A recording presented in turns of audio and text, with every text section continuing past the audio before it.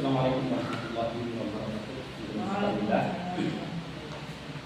Nama Muhammad Abdul Salim dengan tesis kebijakan dengan judul tesis kebijakan sekolah dalam pendidikan harga siswa pesantren di Sudah ya, silakan. Nah, dari tadi itu sudah dijelaskan, dibaca. Soalnya dibaca dari tadi. Jadi kita Ya udahlah, langsung pertanyaan aja daripada teman-teman baca gitu kan. Mas Burhan Salim terkait dengan kenapa milih SNKN satu Probolinggo sebagai lokasi penelitian. yang pertama lokasi dekat dengan tempat tugas saya, dan yang kedua di Probolinggo sebagai tempat penelitian salah satu SPK negeri yang favorit dan juga karena melaksanakan dari kegiatan mampu pendidikan karakter di dalamnya. Bentukan karakter itu karakter apa? Karakter yang berbasis pesantren. Karakter berbasis pesantren. Bisa dijelaskan contoh karakternya seperti apa? Karakter berbasis pesantren yang diterapkan di SPK seperti kegiatan ibadah, kegiatan sekolah, pelaksanaan kegiatan tim Islami, kajian Islami, dan juga pembiasaan baik seperti dalam sapa dan juga sambil. Ditulis di mana ini? Terkait karakter ini basisnya itu pesantren itu di halaman berapa?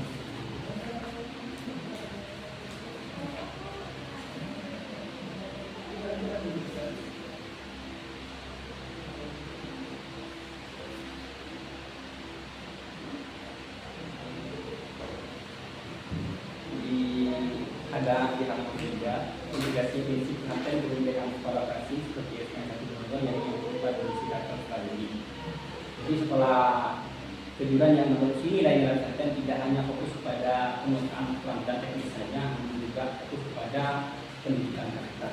Karena pada umumnya SMK itu lebih fokus pada keterampilan daripada karakter.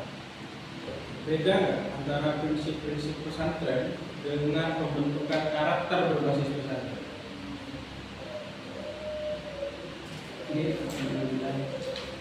Prinsip-prinsip pesantren apakah berbeda dengan pembentukan karakter berbasis pesantren? Sebenarnya dari prinsip-prinsip pesantren juga pembentukan karakter berbasis pesantren itu mengambil dari pesantren tersebut, sehingga nilai-nilai yang diadopsi itu adalah dari pesantren sendiri. Pertanyaan saya itu sama atau tidak? Yang hampir sama, hampir sama. Beda ya. Kalau prinsip-prinsip pesantren itu berarti seluruh secara holistik. Berarti SNKN ini mau dipesantrenisasi. Tidak semuanya. Nah, kan tidak semuanya. Tapi bahasa di sini bukan integrasi prinsip-prinsip pesantren, tapi integrasi pembentukan karakter berbasis pesantren itu. Karena tidak semuanya yang masukkan ke SNKN 1. Berarti bukan integrasi prinsip-prinsip pesantren, bukan. Tapi adalah pembentukan Karakter berbasis. Coba dilihat halaman 5.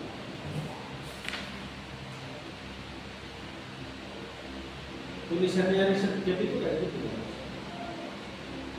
salah. Hah? Salah. Harusnya bagaimana? Riset.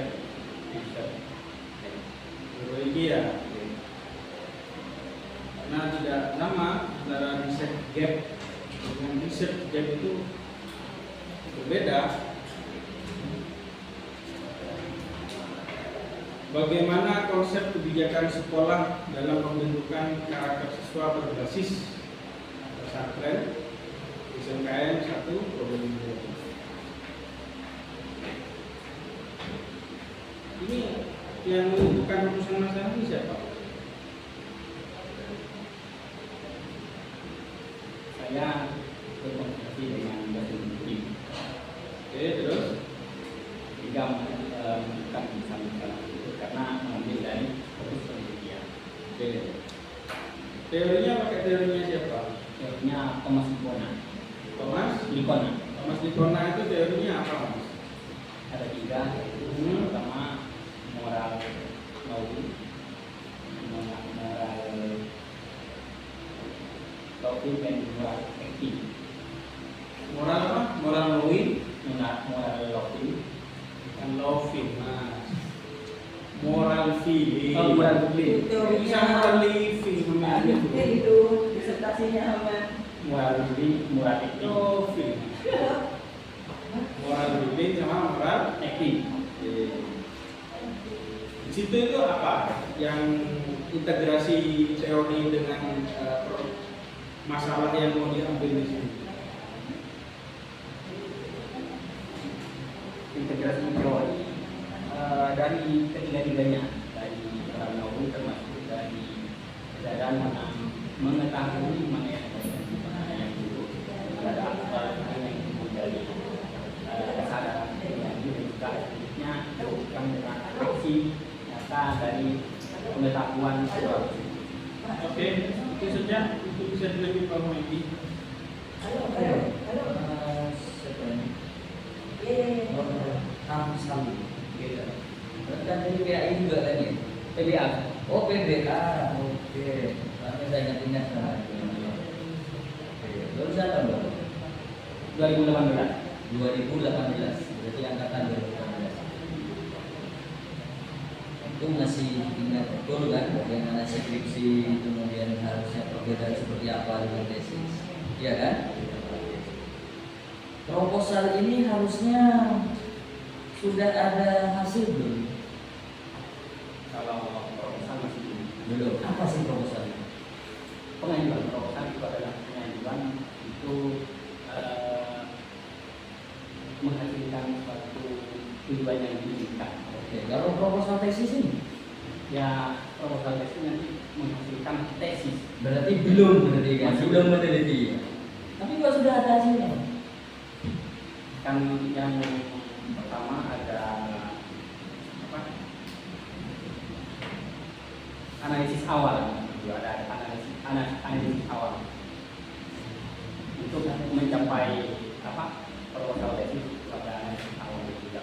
Karena sebelum membuat proposal tesis ada sudah dari kampus ke sekolah kemudian untuk izin meneliti. Ya. Tapi harusnya belum ya. Iya. Ini bukan skripsi yang namanya jadikan tesis ya. Bukan ya. Oke. Saya harus nonton saja. Soalnya sudah ada abstraknya sampai di sini. Proposal itu belum ada abstrak. Belum ada abstraknya. Apalagi di abstrak itu sudah ada hasil di sini. Coba lihat yang di awal. Itu sudah ada abstraknya. Tidak ada yang keluar dan tidak lebih bingung. Itu pertama. Kemudian yang kedua, teori yang sampai menggunakan tadi teori siapa? Thomas Likona yang berkaitan dengan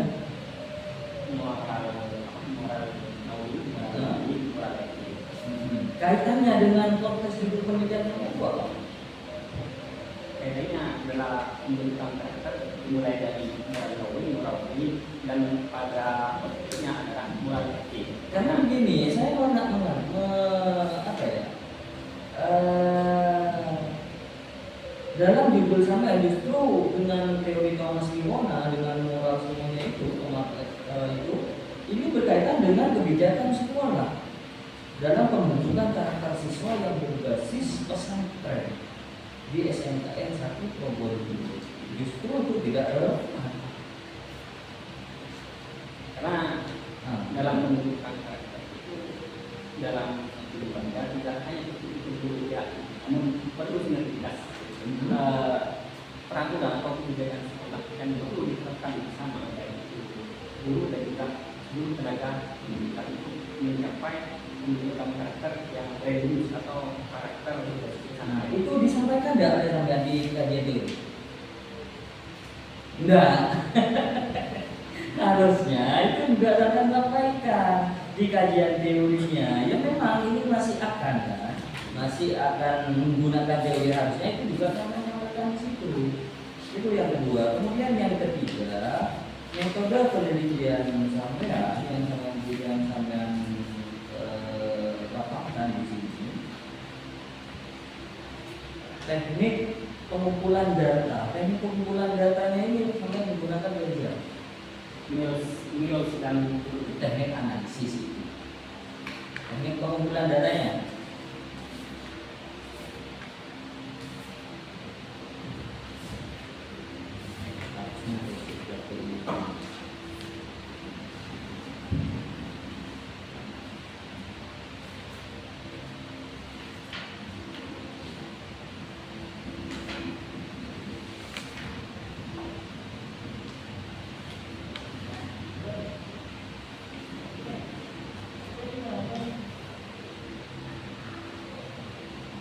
Ada kan?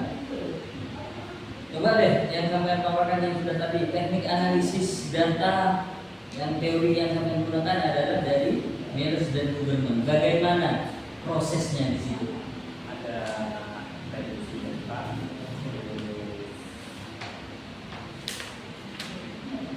Reduksi data. Reduksi data itu seperti apa? mengolah data. Oke, coba dari urutan dari pertama. Reduksi data, Reduksi data, penyajian data, penyajian data, penangkapan kesimpulan. penarikan Kesimpulan. kesimpulan. Prosesnya itu seperti apa? Prakteknya. Untuk reduksi data itu yang pertama adalah proses data yang bertujuan menyaring dan juga menyelesaikan perhatian data yang paling berkaitan dengan itu.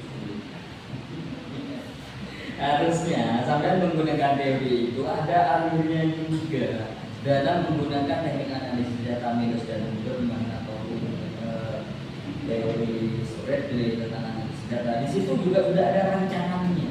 Jadi arahnya kemana, kemudian apa langkah awal yang harus dilakukan itu juga sudah jelas di situ. Kalau sampai memaparkan atau memahami betul bagaimana prosesnya dari awal, mulai dari pengumpulan datanya kemudian sampai pada analisis datanya, di situ juga sudah jelas.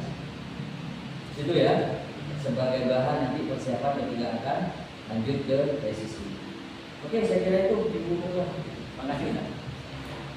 Oke, tambahan ya untuk Muhammad Ilham Salim. Pertama, kenapa harus pembentukan karakter? Karakter itu udah lama 2013. Kenapa kok harus pembentukan karakter? Karakter itu udah lama banget. Barunya di sini apa? Kenapa aku harus menunjukkan karakter? Karena karakter ini sangat penting. Karena kita sudah lihat banyak kejadian-kejadian yang mana karakter itu sudah hilang. Banyak yang hilang. Seperti contoh banyak kejadian, ada guru, ada siswa yang membunuh guru, bahkan kepala sekolah. Nah, kita lihat dari kejadian ini bahwasanya karakter yang baik ini sudah agak memutus. Jadi maka pentingnya pendidikan karakter ini utamanya diberikan dan juga pada semua. Pertanyaan saya kan sebenarnya bukan penting atau tidak pentingnya gitu. Maksudnya saya novel dia di sini tuh maksudnya kebaruannya itu apa gitu loh. Kan bisa menunjukkan tidak kebaruannya tema ini gitu. Yang kami angkat itu gimana? Dari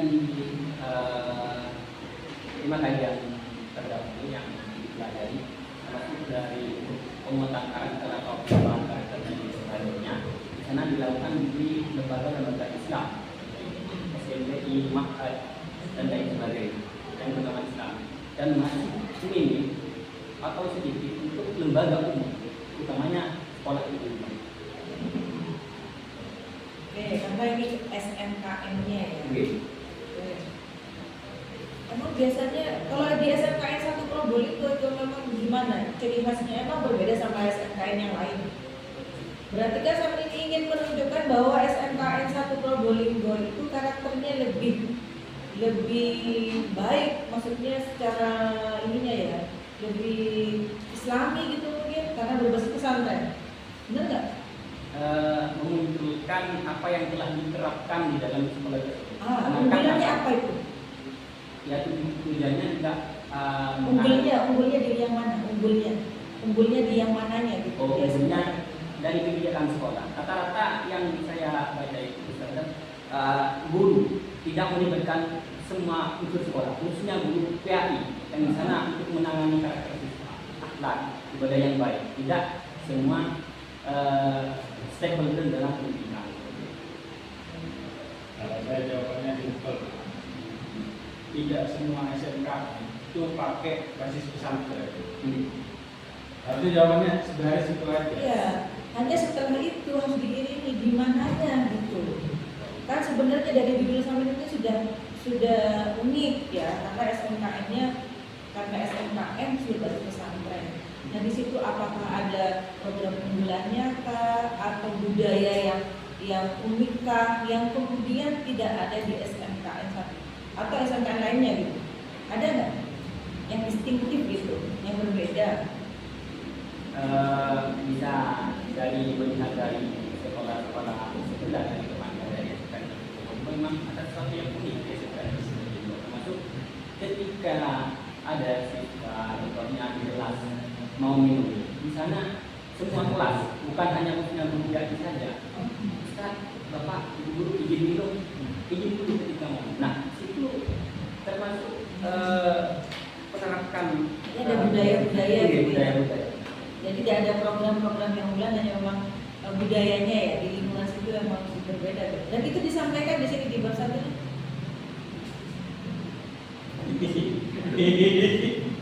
Mungkin dari tadi kan storytelling ceritanya dia. Tutur tinula. Jadi maksud saya tanya seperti itu harusnya itu menjadi latar belakang sampean. Kalau hanya pendidikan karakter gitu aja itu biasa. Nah, sampean harus bisa menyampaikan keunikan itu di bab satunya. Gitu.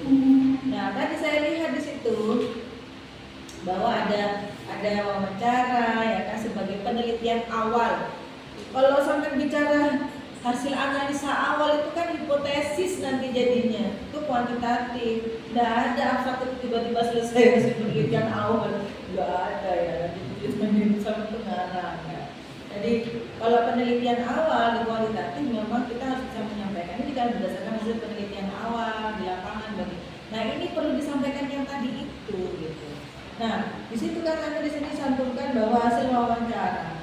Bagaimana menyajikan hasil wawancara, observasi itu kan harusnya sama tahu caranya dan harus ada transkripnya waktu di bahasa, waktu di S1 dulu. Nah ini kenapa udah diterapkan gitu? Apa sama Pak Tung gitu?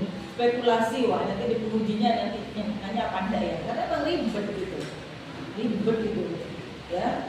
Jadi itu di ini ya dicantumkan, kemudian dipaparkan, dijelaskan di bab 1 itu ya. Secara urut lah paling tidak. Kemudian kenapa akhirnya saya meneliti tema itu di tempat tersebut ya. Kemudian itu yang menjadi latar belakang akhirnya saya meneliti tesis dengan judul tersebut gitu. Ya sudah, yang lainnya sudah disampaikan. Saya rasa cukup, silakan ditutup dan ini nanti menjadi bahan untuk revisi ya, dibawa lagi ya. Siap. Dan demikian dari saya, teman-teman pada yang jelas banyak beranya tidak ada gunanya, mohon maaf jelas saja. Jadi assalamualaikum warahmatullahi wabarakatuh. Salam.